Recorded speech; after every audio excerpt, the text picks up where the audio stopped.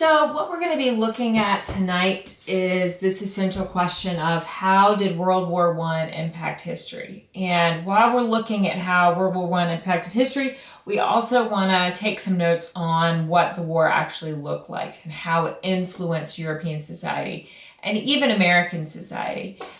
So we're going to look at different aspects of the war, different inventions of the war. This is kind of a catch-all for what things looked like.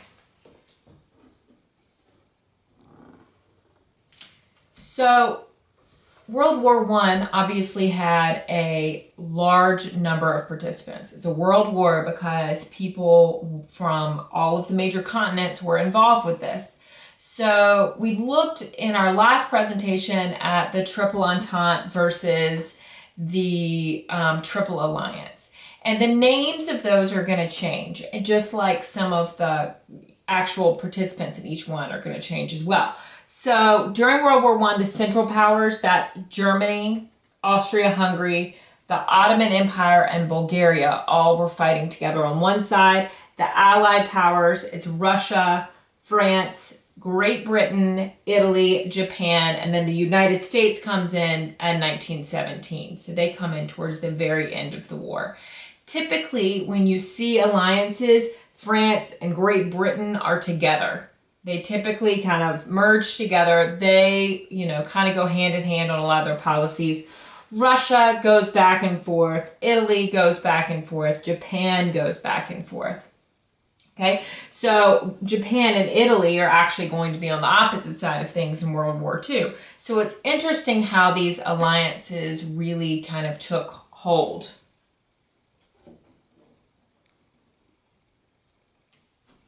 So World War I is what we call, the majority of World War I was a stalemate. And a stalemate is when neither side can make a move to win, okay? It's like a chess game. You have a stalemate, okay?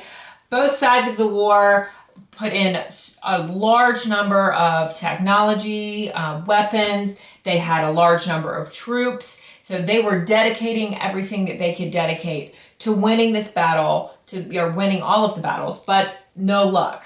Millions ended up dying without gaining any ground at all. And this stalemate occurred because of the type of warfare that was being used. That warfare is trench warfare. So what is trench warfare? It is a type of fighting.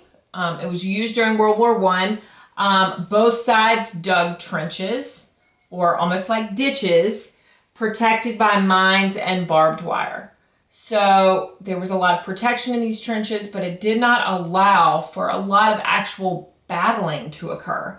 So trenches were dug all the way from the English Channel to Switzerland. So it's the system of trenches all the way throughout Europe. 6,250 miles of trenches. They were typically 6 to 8 feet deep. So a man couldn't even really stand up in those trenches without, risking being shot. And it immobilized, that stalemate once again occurred for almost 4 years of the war. So this system is going to be what really, really elongates World War I. So in looking at the trench system, I've drawn us a diagram over here, okay? This is going to be the middle part right here.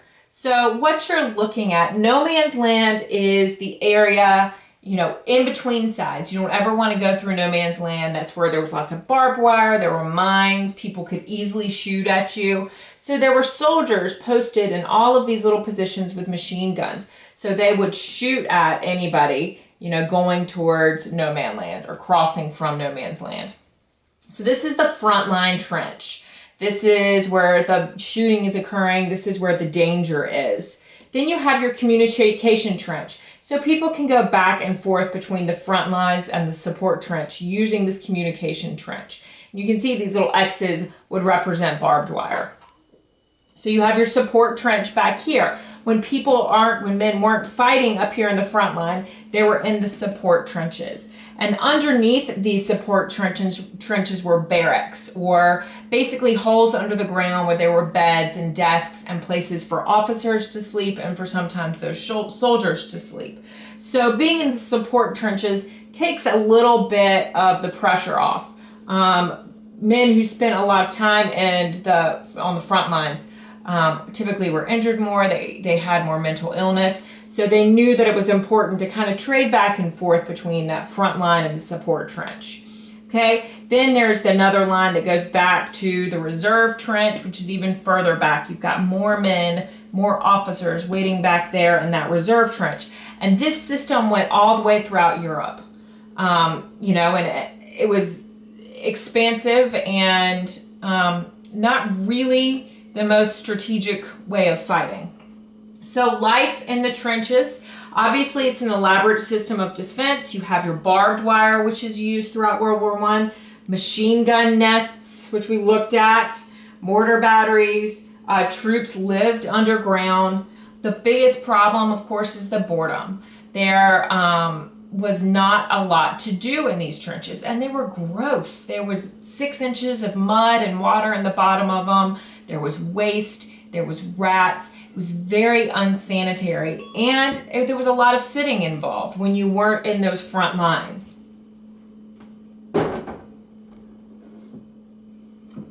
So in addition to that trench warfare, we're going to see some new inventions used. And these new inventions are a result of the Industrial Revolution. So that's why we're seeing all of this tested out for the first time. And this is all part of that arms race we talked about in the causes of World War I. So the machine gun, obviously, is a huge one. Poison gas. This was, I think, probably one of the most atrocious things that was a result of World War I, that people used in World War I. So it's mustard gas. It was carried by the wind. What it did was, this was a slow, horrible, painful way to die. You would inhale the gases, and the gases would essentially burn your lungs. You would be burning from the inside out. It was really, really deadly in the trenches because the gas would sit at the bottom of the trenches. And of course, we know that gas is silent and you can't see it. And, you know, all you can do is smell it. And by the time you've smelled it, it's already starting to burn at your lungs. So this caused a lot of death and a lot of long-term side effects for these soldiers. Submarines were used for the first time. Airplanes were used for the first time, and they were not a very effective tool, but they were there. It was the first time we've used them. Tanks, and we're going to look at a picture of a tank in class tomorrow, and you're going to see the difference between a tank that is used today and a tank that was used in World War I. Once again, they weren't very effective. One of the big problems with the first tanks was there was no way to release the carbon monoxide that was coming from the engine. So actually a lot of soldiers that were in these tanks, first round of tanks, died because of the carbon monoxide poisoning. Hand grenades, flamethrowers. And like I said, why these weapons, why now? That is all a result of the Industrial Revolution and the products that were coming from the Industrial Revolution. Then there's this section, death is everywhere. World War I was extremely deadly, and it influenced the majority of families in Europe. And there was a lot of side effects by this. Men were seeing these massive casualties and these very painful ways of dying, that mustard gas and the burns and just slow, painful ways to die. So it started to numb the soldiers' minds. We're going to see shell shock. And you've heard that's a term that's tossed around today. You know, basically you're just so shocked by what you've seen and what you've heard that you can't process everyday things. And it is definitely a mental illness that people still battle with today after seeing or hearing traumatic things. Psychological devastation, which is part of this shell shock. And there was a lot of bitterness after World War I and even during World War I, because the typical way that wars were fought up through World War I is that the wealthy have officer roles, and those officer roles are significantly less dangerous than the front lines. Men and boys who, you know, were in a lower class or not as socioeconomically, you know, advanced as some of these other people were put in the front lines. So these richer men basically never faced any danger because they were officers. So there was a lot of hostility towards that and a lot of questions about those roles after World War I. So I know that this was kind of a bunch of information about a bunch of different things, but these are all of the important impacts and the important things that were going on during World War I that are, that you need to make sure that you understand. And we'll do more talking about this tomorrow in class to help kind of connect some of the dots on this. So make sure you've got these notes taken so that you know where to find this information so that you can do a good job in class tomorrow. Have a great night.